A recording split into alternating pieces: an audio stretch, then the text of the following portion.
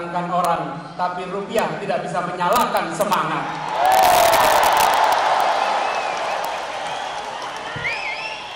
Yang hadir di tempat ini seperti tulisan di situ, relawan tidak dibayar bukan karena tak bernilai, tapi karena tak ternilai harganya.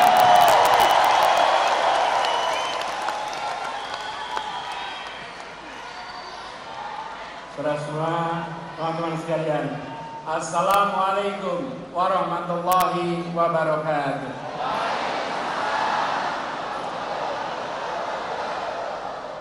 Yang punya kursi boleh duduk. Yang belum punya kursi, berdirilah, tunjukkan punya semangat yang besar. Ya. Selamat siang semuanya. Semangatnya bagaimana?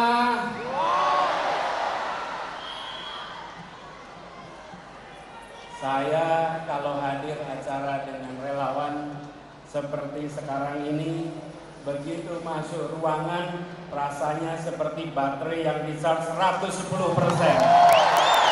Nah, luar biasa.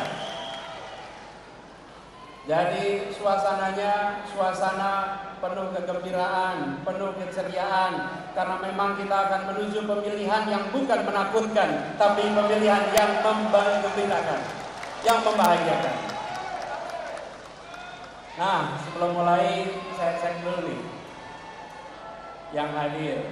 Siapa yang rombongan swakarsa, semua datang swadana, semua berangkat dengan niat baik. Kami hadir di tempat ini untuk buat perubahan bagi Republik Indonesia. Kami datang bukan karena bayaran, tapi kami datang karena kami punya kepercayaan untuk Indonesia yang lebih baik.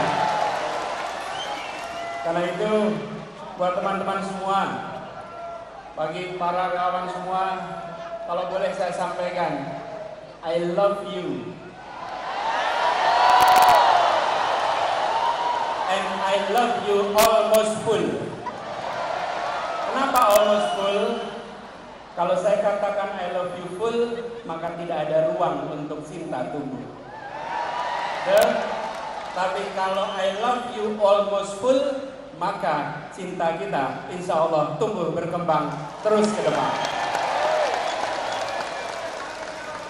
Apalagi perjalanan kita makin panjang, masih panjang ke depan. Dan tadi saya katakan bahwa kita menyanyikan Indonesia Raya dengan suasana, dengan suara yang penuh semangat. Karena lagu itu kita nyanyikan dengan rasa cinta. Kita mencintai Indonesia secara tanpa syarat. Kita tidak mensyaratkan saya harus sejahtera untuk cinta, saya harus makmur untuk cinta. Apapun latar belakangnya, apapun kondisinya, kami mencintai Indonesia secara tanpa syarat. Jadi kita akan menjalani perjalanan yang masih panjang. Sekarang kita di bulan Mei, tepatnya 21 Mei, kita menuju ke 14 Februari 2024. Tapi bicara tentang perjalanan, kalau boleh saya cerita sedikit. Cerita boleh ya? Kalau era 90-an namanya sersan, serius tapi santai. Boleh ya? Jadi di bulan Ramadan kemarin, bulan Ramadan yang lalu, bulan puasa, saya melakukan perjalanan yang saya sebut dengan tirakat. Tirakat itu bukan tirakatan ya. Tirakat ini adalah sebuah perjalanan untuk mendengar, untuk menyerap, untuk merasakan suasana terkini yang ada di masyarakat kita. Saya datang ke banyak tempat tanpa kamera, tanpa media, tanpa ditemani siapa-siapa. Seringkali saya hanya datang sendirian. Dan masuk satu tempat, masuk ke sebuah warung, tahu-tahu yang punya warung ngeliatin aja. Ini seperti kenal tapi siapa? Gitu. Kan di pelosok, di banyak tempat. Jadi nyapa juga belum tentu berani. Saya ngobrol dengan masyarakat. Saya mendengar cerita mereka. Dan saya temui mereka bukan untuk selfie dan diposting di pagi hari. Bukan. Saya bukan lari-lari untuk posting foto.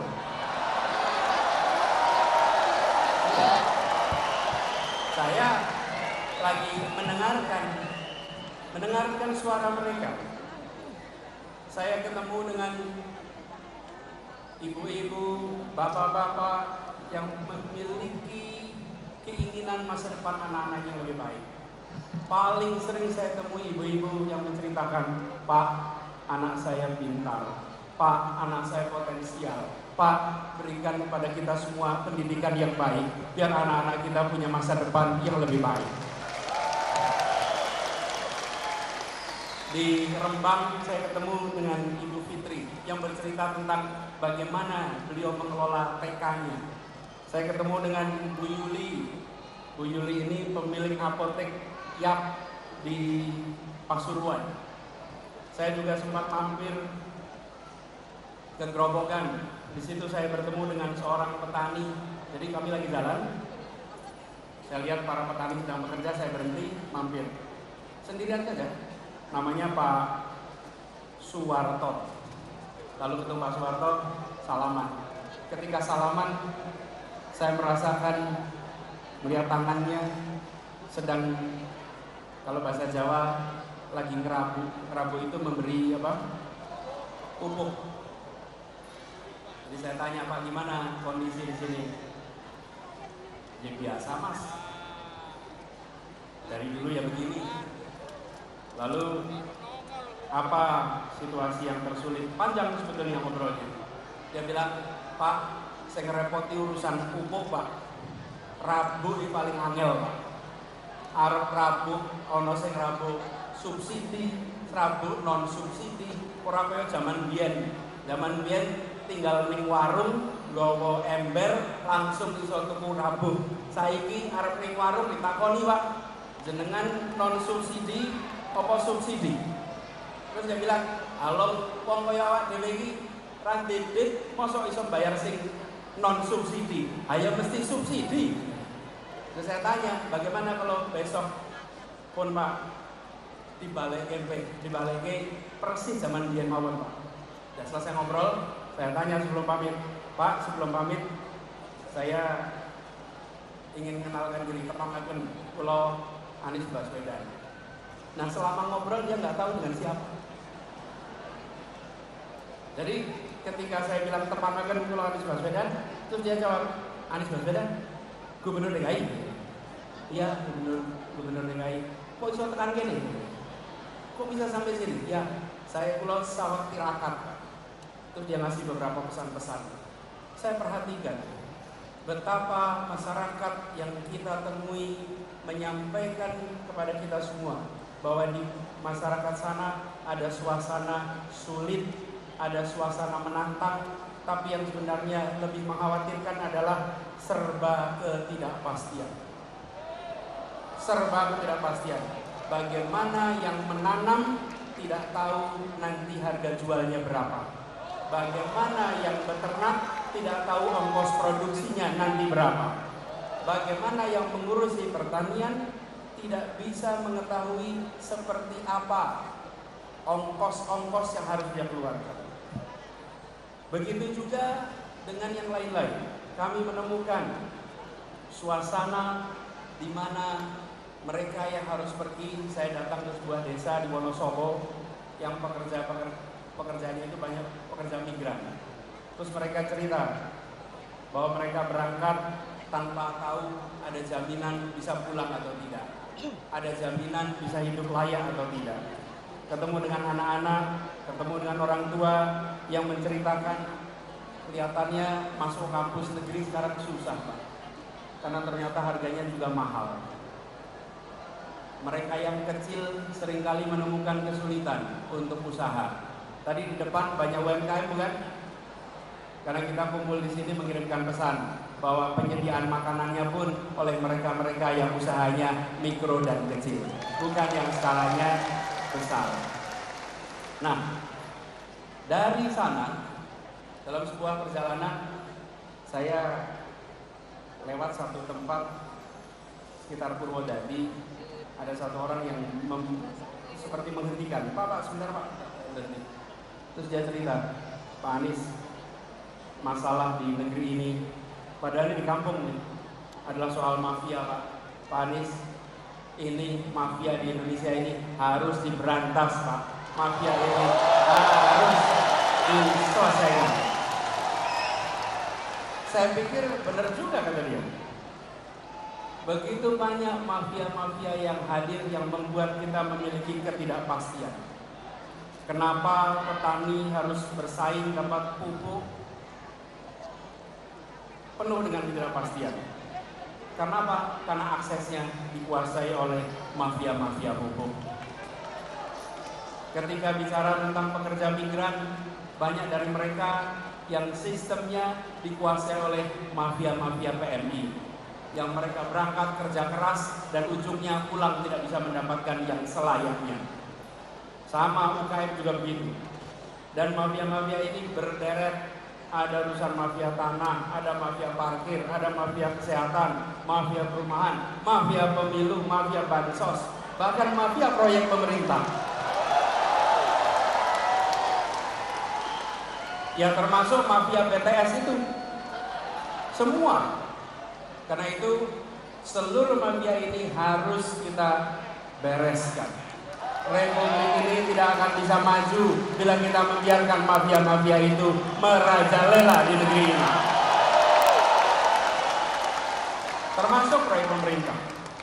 Ketika kita melihat ada kasus-kasus, termasuk kemarin mafia BTS, maka saya sependapat dengan yang disampaikan oleh Ketua Partai Nasdem Pak Surya Paloh. Tuntaskan penyelidikannya. Semua yang terlibat harus diperiksa. Dorong transparansi. Jangan ada pihak yang dibiarkan melenggang tidak dimintai pertanggungjawaban. Tunjukkan bahwa hukum memang tegak, bukan saja ke bawah tapi juga ke atas. Bukan saja ke lawan tapi juga ke kawan. Hukum tegak untuk semuanya. Dan transparansi ini perlu dilakukan secara menyeluruh. Jangan sampai ada intervensi politik dalam penanganan kasus apapun. Dan kita sudah menyaksikan banyak kasus-kasus akhir-akhir ini yang jadi perhatian adalah yang viral. Kadang-kadang saya merasa khawatir. Karena begini, kita ini harusnya berani. Saya setuju ketika ada yang dikatakan bahwa kita harus mencari pemimpin yang berani. Setuju.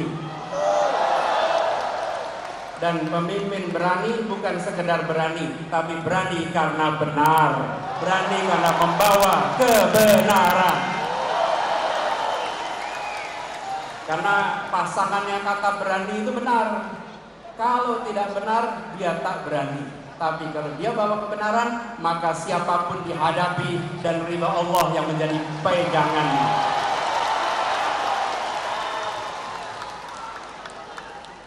Jadi, kita menyaksikan ketika peristiwa-peristiwa mafia ini terkuak. Ada polisi jenderal bintang 2 membunuh anak buah. Terbuka. Ada yang menyelundupkan narkoba. Ada petugas pejabat pajak yang kekayaannya fantastis. Itu sudah merepotkan, membuat seperti Pak Kapolri harus kerja ekstra untuk mengembalikan kepercayaan publik, harus kerja ekstra untuk merawat polisi-polisi baik yang berintegritas yang ada di dalam tubuh kepolisian. Seperti juga di Kementerian Keuangan, Ibu Menteri keliling sana sini untuk menjaga barisan orang-orang baiknya. Saya pernah di pemerintahan, saya menyadari betul, ya benar ada orang-orang bermasalah, tapi banyak lagi orang-orang yang bisa menegakkan amanah, orang-orang yang berintegritas. Mereka-mereka itulah yang harus dibangkitkan untuk bersama-sama menjaga Republik ini. Nah, ketika kita menyaksikan peristiwa-peristiwa seperti itu, kita geram. Ini harus kita hadapi. Apalagi sekarang kita kumpul hari ini tepat 25 tahun reformasi di Indonesia. Tepuk tangan untuk para pejuang reformasi kita.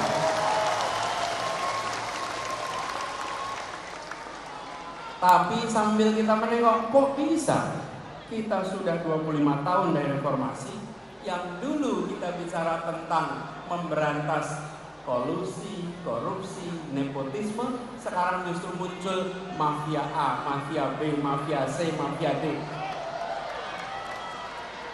Ini panggilan bagi kita semua. 25 tahun yang lalu kita berkomitmen memberantas KKN, sekarang kita berkomitmen untuk memberantas mafia-mafia yang ada di Republik ini.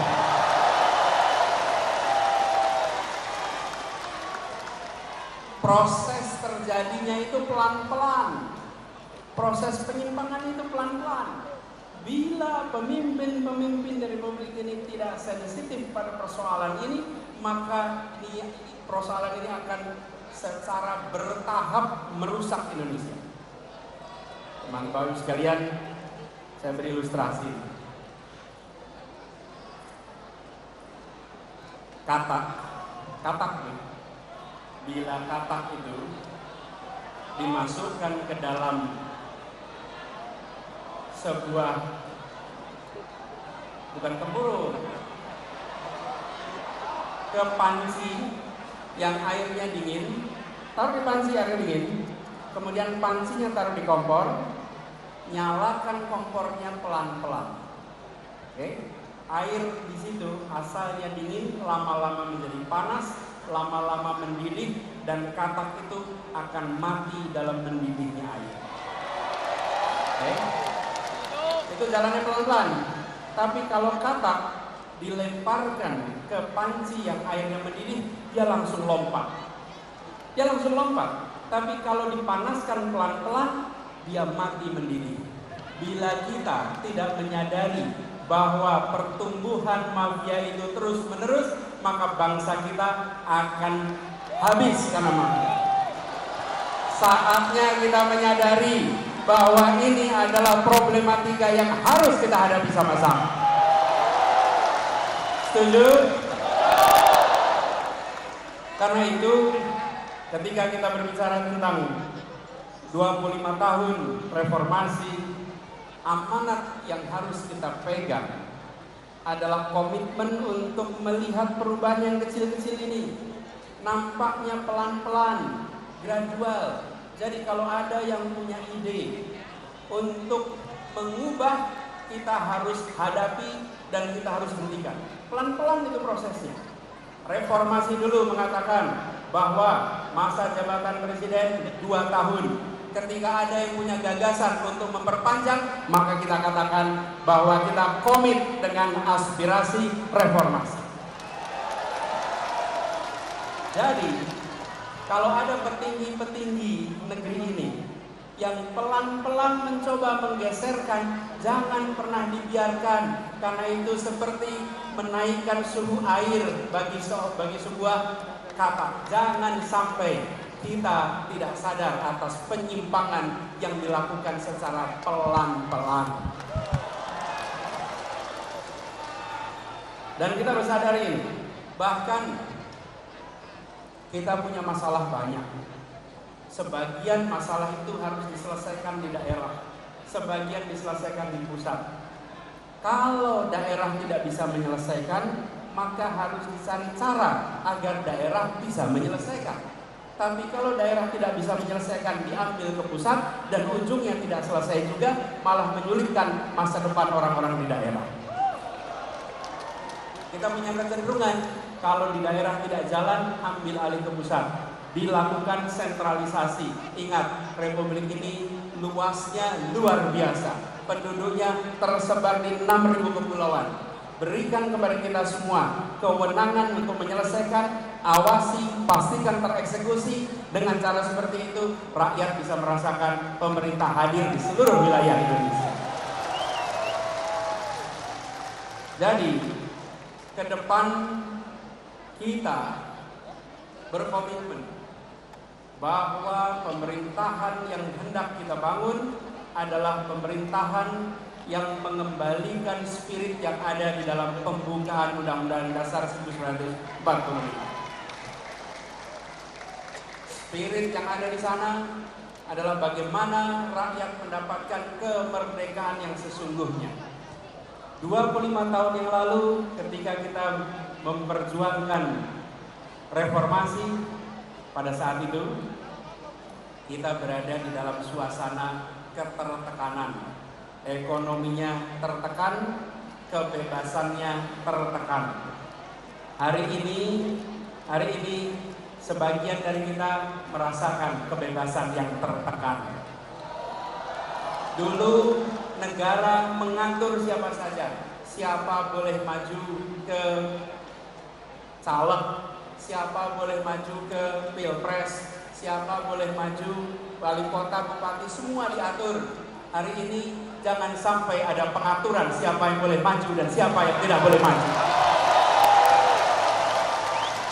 Karena itu bukan diatur oleh pemerintah, itu diatur oleh partai-partai politik atas aspirasi rakyat. Bila rakyat menginginkan si A menjadi calon, izinkan negara ini memberikan kesempatan kepada mereka untuk memperjuangkan.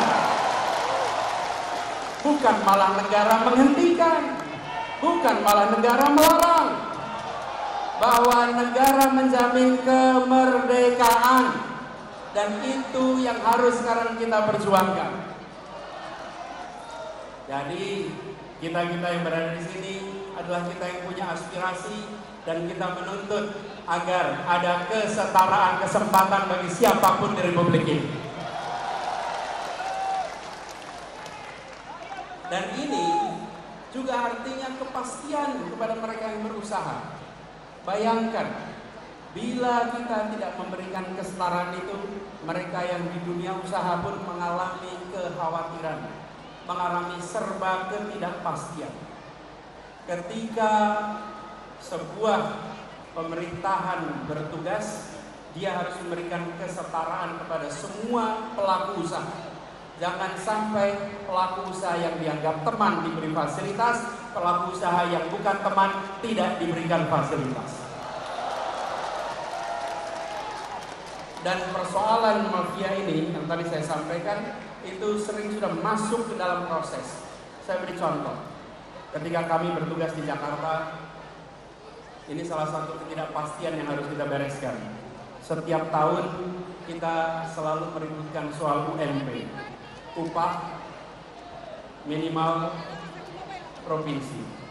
Dan di DKI Jakarta, upah yang biasanya naik rata-rata 8% karena kondisi perekonomian turun.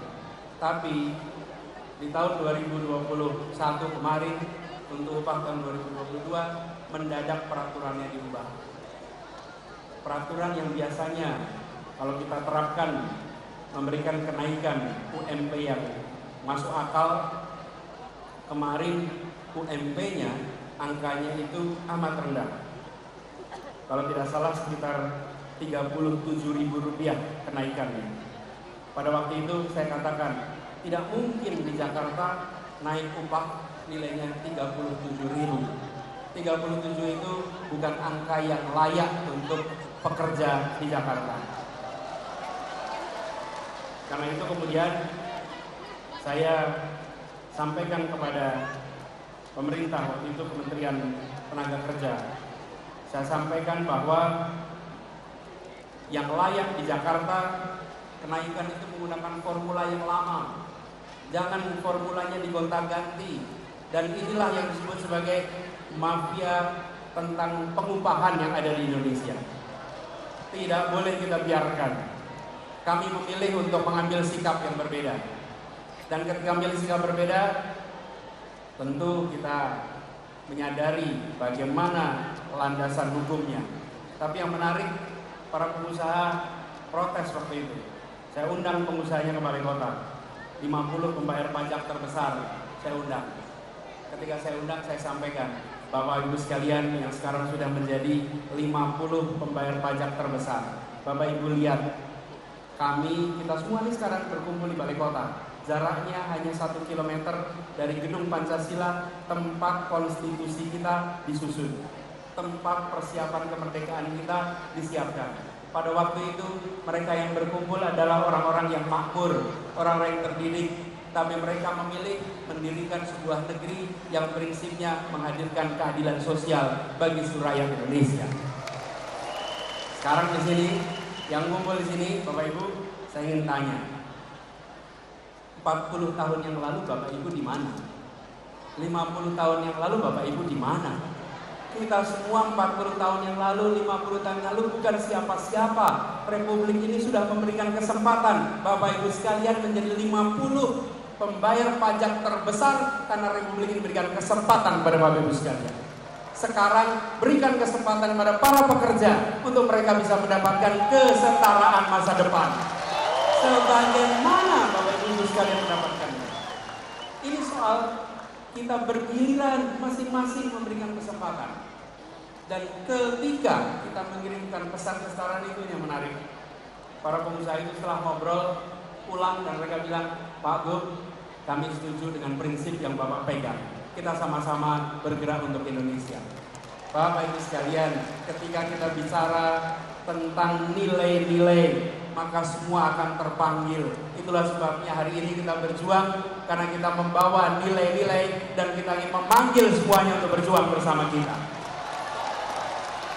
Nilainya nilai keadilan, nilainya nilai kesetaraan.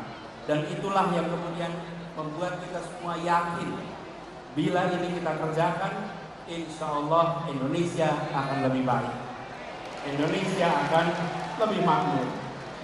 Karena itu buat para relawan semua yang sudah berkumpul di sini, siap kita bergerak bersama ke depan, siap untuk mengajak semuanya, siap untuk menjangkau semua, siap untuk menunjukkan bahwa ini negeri merdeka. Jangan, permintaan saya, jangan pernah takut untuk menunjukkan pilihan kita. Setuju? Bila kita menawarkan prinsip keadilan, prinsip kesetaraan, pasang besar-besar pesan itu dimanapun Anda berada.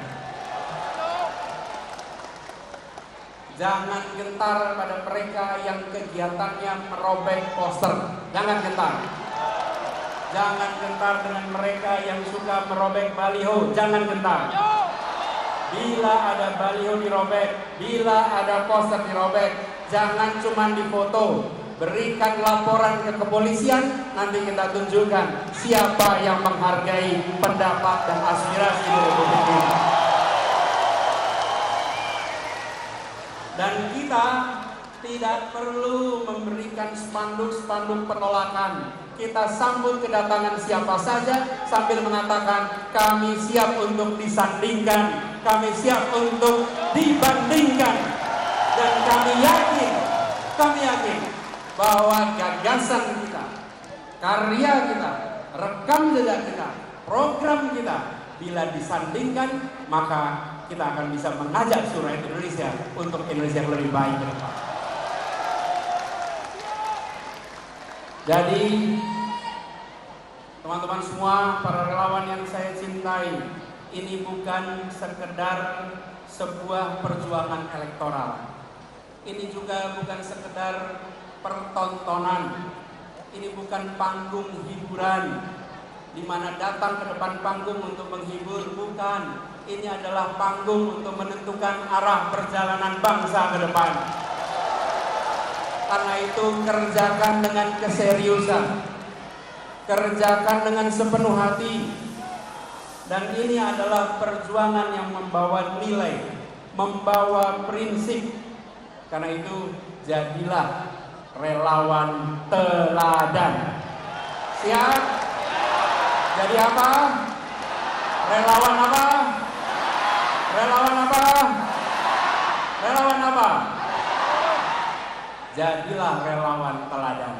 Menghormati kedatangan lawan sambil mengatakan kami membawa gagasan, kami membawa rekam jejak, siap disandingkan, siap ditandingkan, dan kami yakin bismillah kemenangan akan diantarkan kepada kita.